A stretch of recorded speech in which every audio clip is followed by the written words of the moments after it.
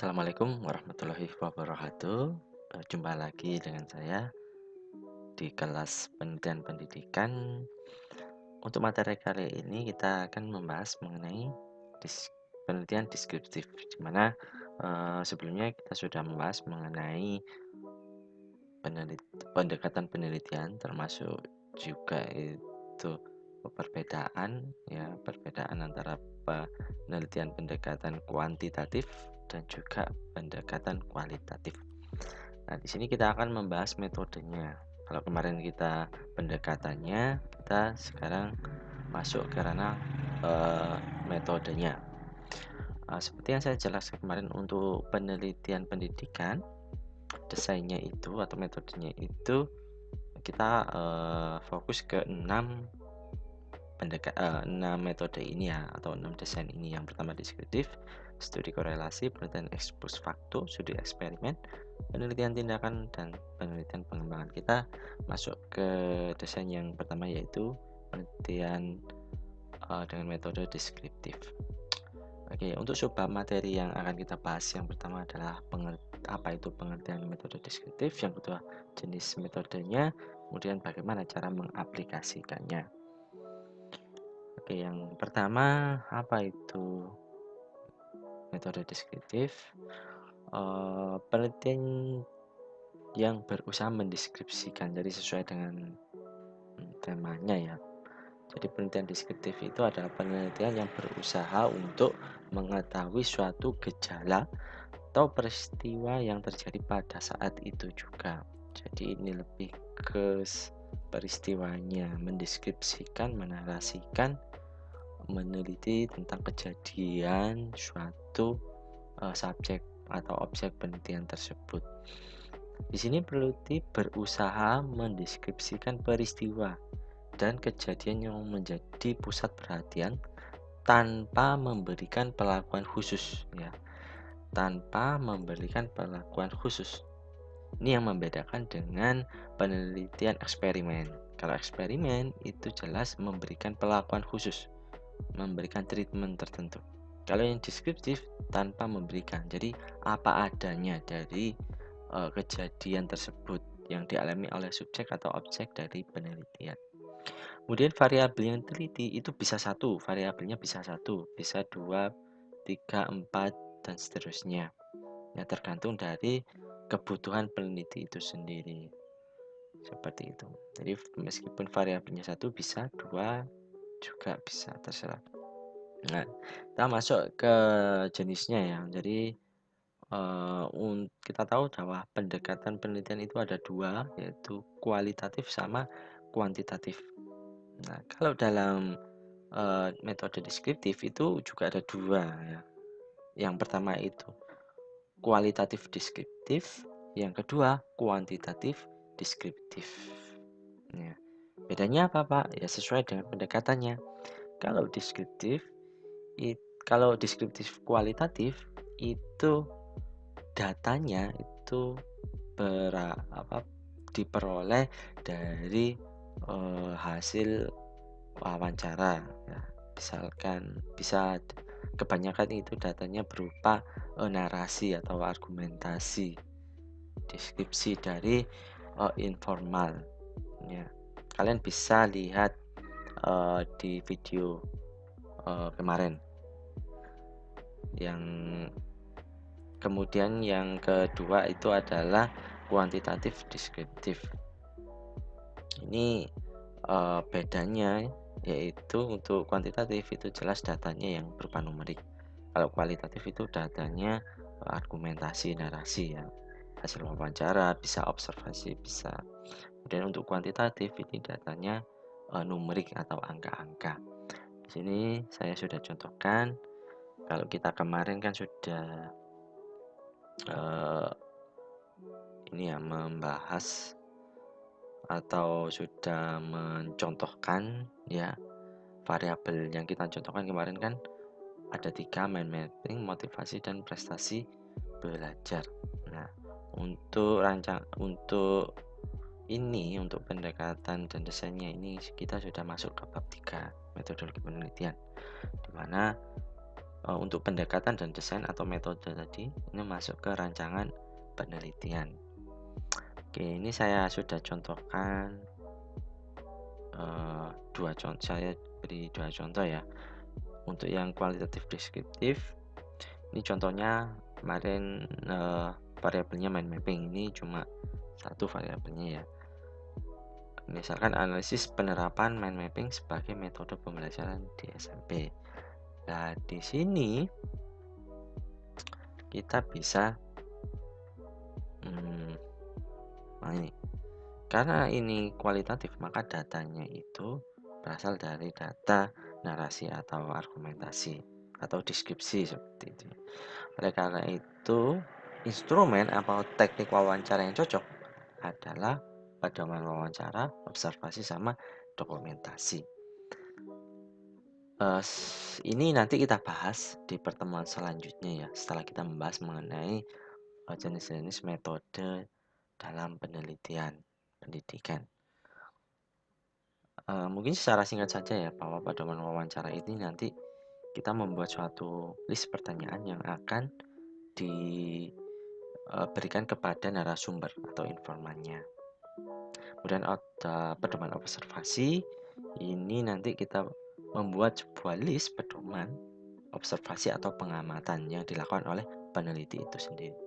Untuk dokumentasi ini bisa foto ya, bisa foto-foto atau buku atau dokumen yang ditulis yang bisa dari narasumber atau yang lain seperti itu. Ya, ini untuk kualitatif deskriptifnya. Kemudian bagaimana untuk kuantitatif deskriptif? Jadi sudah saya contohkan, misalkan ini efektivitas penggunaan mind mapping dalam pembelajaran IPS terhadap pembelajaran IPS terhadap prestasi ya, prestasi belajar. Di sini ada 2 variabel ya.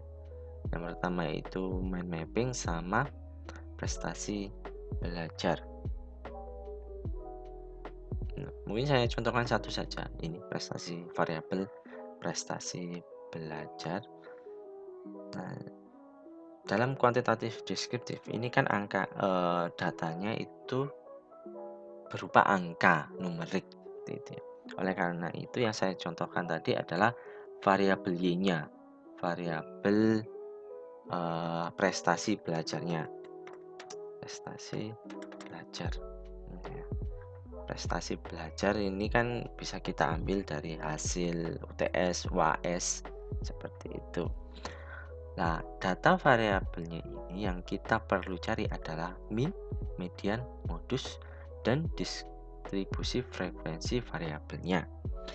Untuk min merupakan rata-rata nilai variabel dari prestasi belajar siswa. Ya, jadi min ini rata-rata nilai. Untuk median itu adalah nilai tengahnya, nilai tengah dari variabel prestasi belajar tersebut. Jadi ada di tengahnya. Misalkan ada 3 nilai ya. Yang pertama itu 70, 80, 90. Lah, nilai tengahnya berapa ya? 80 itu tadi. Kemudian ada modus. Modus ini nilai yang sering muncul. Ya, nilai yang sering muncul. Jadi ketika ada 3 nilai misalkan 80, 80 sama 90, nilai yang sering muncul adalah ya 80 karena yang paling banyak muncul. Kemudian untuk distribusi frekuensi variabel ini merupakan distribusi atau apa ya, distribusi itu ya distribusi itu kaitannya dengan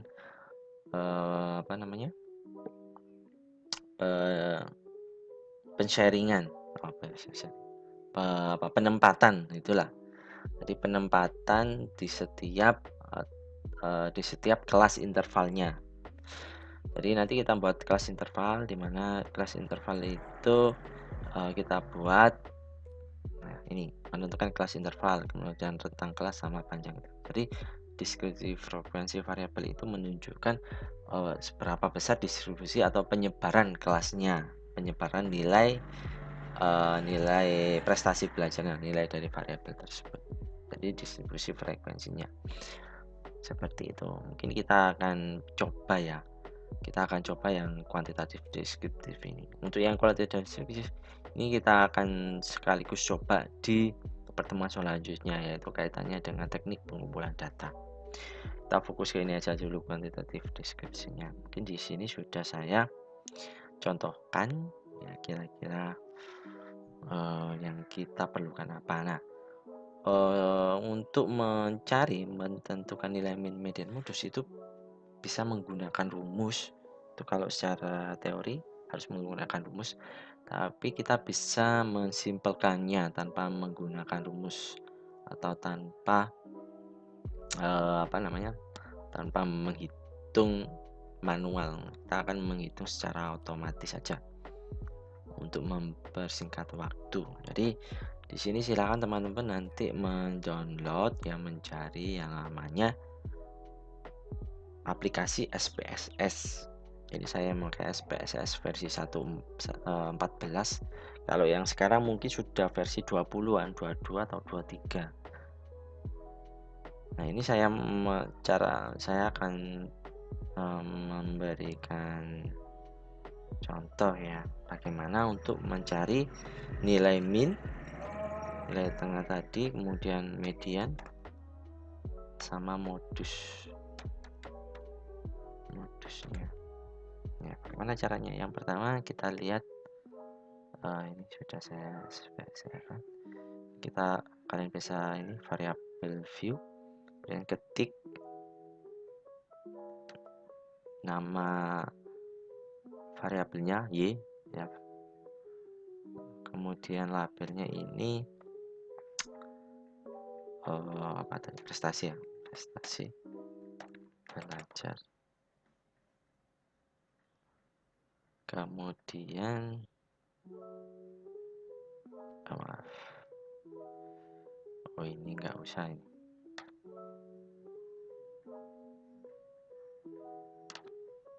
Clear. Nah, kita cuma butuh satu variabel ya, karena gini variabelnya cuma satu yang kita contohkan. Ini sudah keluar variabel y-nya.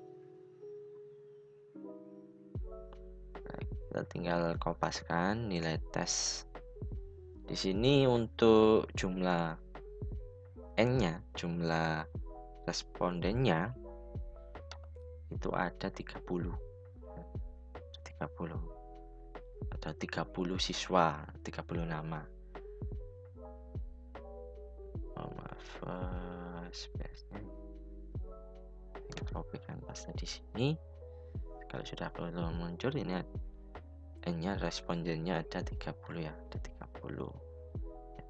Oke. Nah, kalau sudah di copy, baru kalian bisa pilih menunya, di analyze, deskripsi statistik, kemudian frekuensi. Nah, prestasi belajar kalian masukkan di variabel sini, pilih statistik, centang min, median, modus. Jangan lupa ini nilai minimal sama nilai maksimum. Standar deviasi juga bisa kalian masukkan. Kemudian continue. Oke. Nah, kalian melihat di sini tabel statistik ini. Di sini sudah muncul secara otomatis ya, nilai min berapa, median berapa, modusnya berapa, nilai minimumnya berapa, maksimumnya. Jadi kita tidak perlu repot-repot untuk menghitung menit satu-satu. Cukup memasukkan di aplikasi SPSS. Ini bisa kalian copy ya, masukkan mungkin di sini bisa lah. Ini contoh dari mungkin pendekatan kuantitatif deskriptif.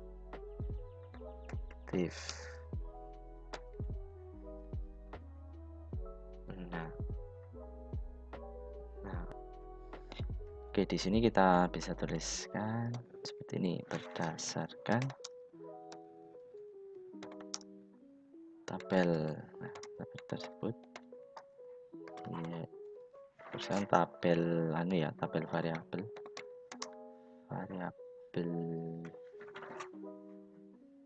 prestasi belajar yang diolah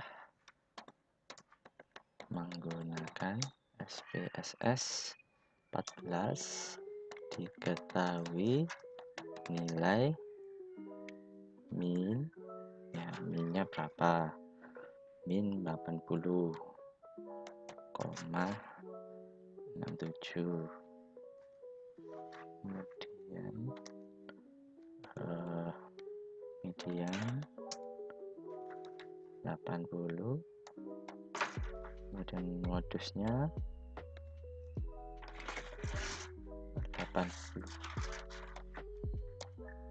terus skor minimum 70, kemudian maksimumnya itu 90. Ini aja.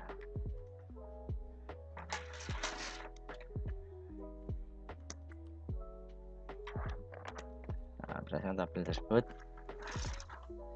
terus di sini kalian bisa tuliskan misalkan diketahui nilai min atau rata-rata nilai prestasi belajar sebesar ini median. Nah, ini kalian tuliskan sendirilah bagaimana kata-kata yang kalian gunakan dan seterusnya.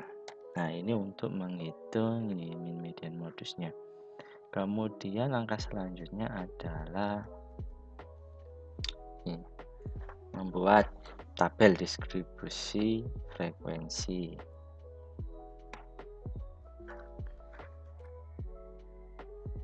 Nah, ini untuk membuat tabel distribusi frekuensi variabel ini harus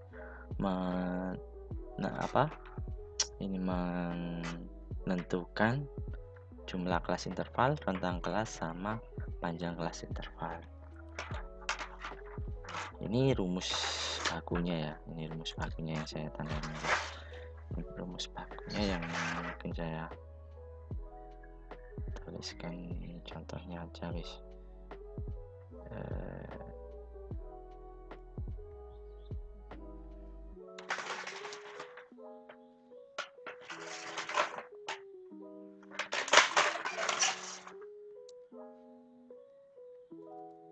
Yang pertama, langkah pertama itu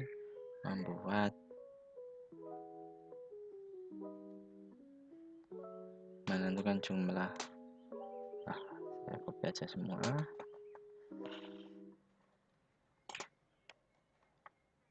Nah, pertama menentukan kelas intervalnya dengan rumus 1 ditambah 3,3 log n ini ya. N ini adalah jumlah respondennya, jumlah mahasiswanya.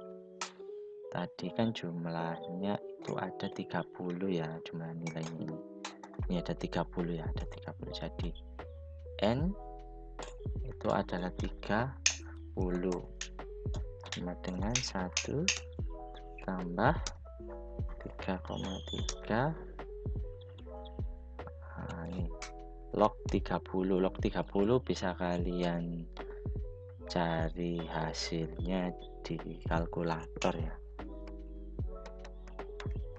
Kalkulator di laptop juga ada, di HP mungkin sebagian juga ada, Jadi di sini lognya ini ya, log. Jadi tulis saja 30 log. Nah, hasilnya ini 1,477 seperti itu ya. 1,477. Kemudian hasil sama dengan 1 ditambah 3,3 dikali 1,4 sekian, jadi dikali ini dikali 3,3 ya, 3,3 sama dengan 4,87. 4,87. Hasilnya adalah 5,87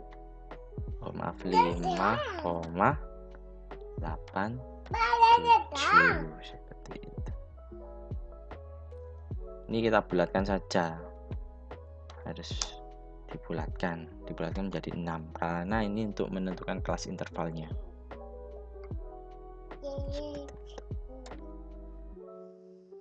Kemudian langkah selanjutnya ini sudah ketemu ya, jadi kelas intervalnya 6.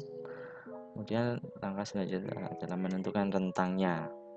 Di sini rumusnya skor maksimal dikurangi skor minimal. Skor maksimalnya bisa kita lihat di sini, maksimumnya 90, minimnya 70. Berarti bisa kita tuliskan 90 dikurangi 70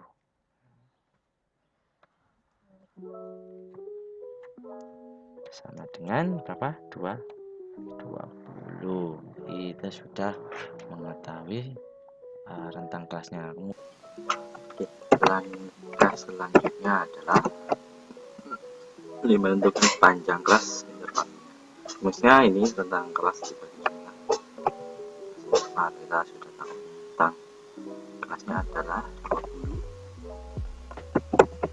dibagi kelas interval 10 bagi 6 itu sekitar 3,3.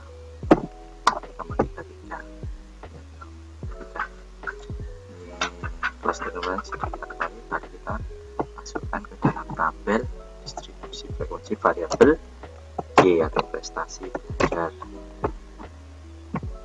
Kita buka tabel saja. Nama berlima. Ini nama nomor kelas intervalnya. Kemudian disini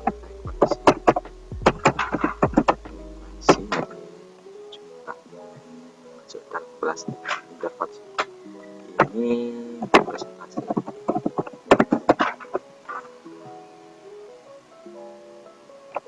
Kelas intervalnya kita mulai dari skor yang terkecil dulu. Skor terkecil tadi kita dapat 70, maksimal 90. Rentangnya adalah 3,3, jadi kita tambahkan 70 ditambah 3,3 7,3 kemudian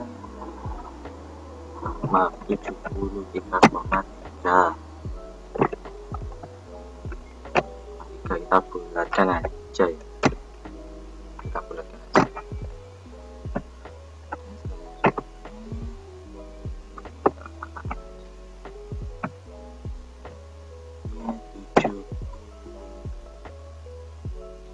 3,4 kita tambah 3,37 6,7. Selanjutnya 7 ditambah 3,3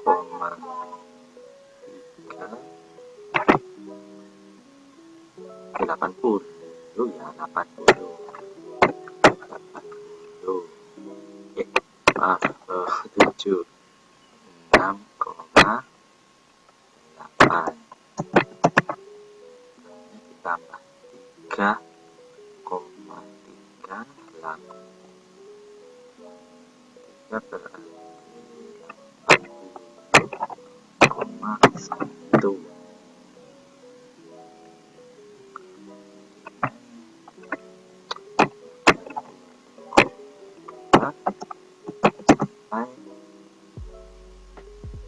tambah 3,3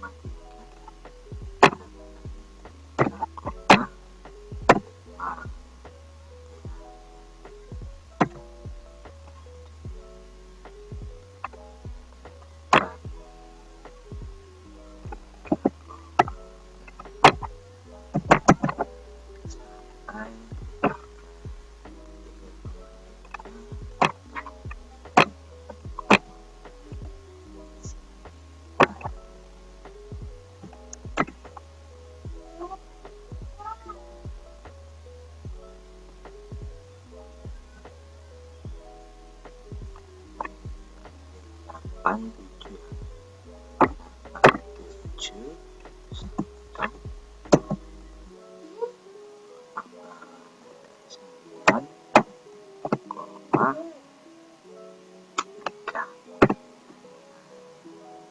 ini harus 6. Ini sesuai dengan tadi jumlah kelas intervalnya 6. Kita tinggal masukkan frekuensinya di sini. Jadi nilai 70 sampai 733 ini ada berapa? Ada di sini. Hitung-hitung kita tadi. Biasa saya lihat ini ya. Jadi kita urutkan saja ini.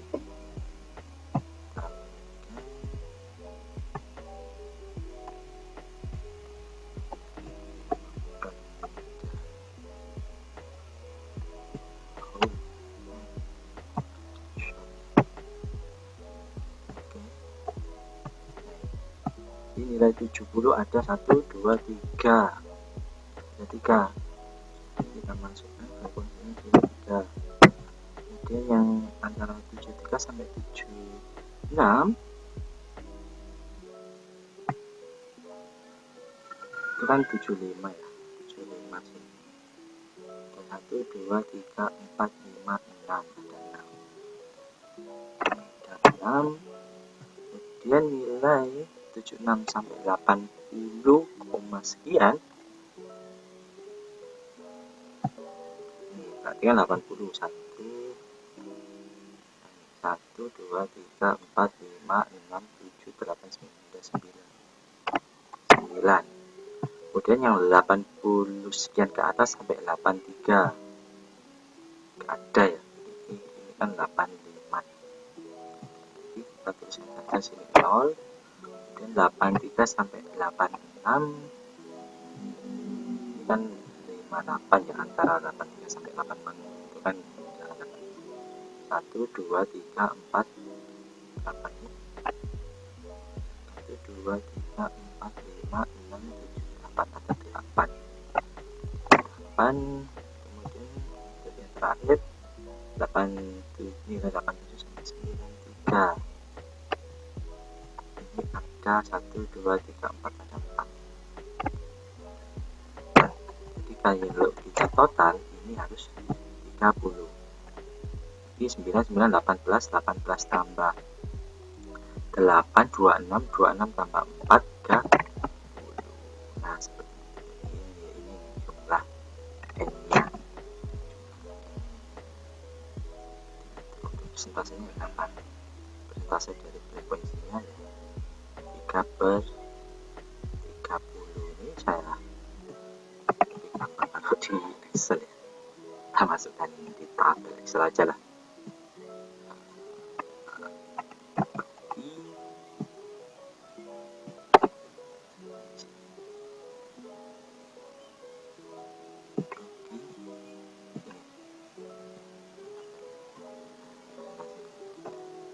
Bisa kita tuliskan di sini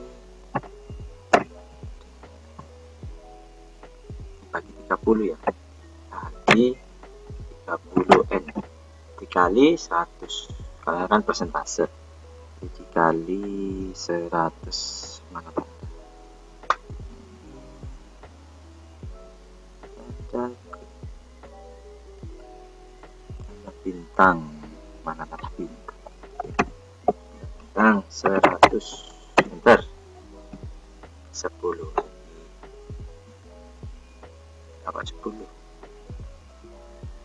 ya 3 per 30 kan 10. Oke, kita tarik aja langsung sesuai dengan rumusnya. Ini persentasenya per 100.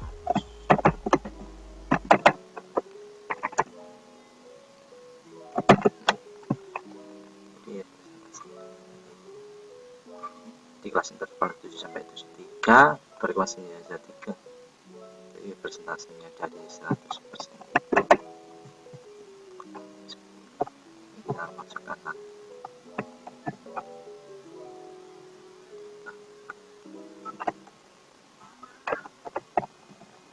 Oke, hasilnya kita bulatkan saja ini.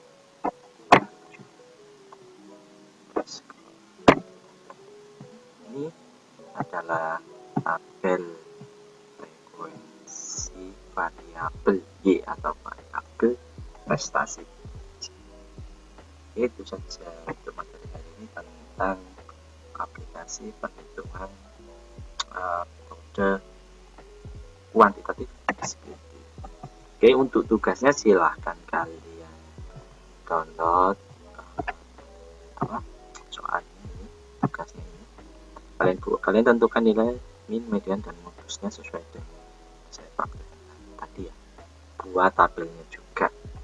Nanti silahkan kalian kumpulkan dengan format Word kira-kira seperti ini formatnya. Ada penelitiannya, SPSS juga buat tabel deskriptif frekuensi variabel ini. Oke, itu saja yang bisa saya sampaikan.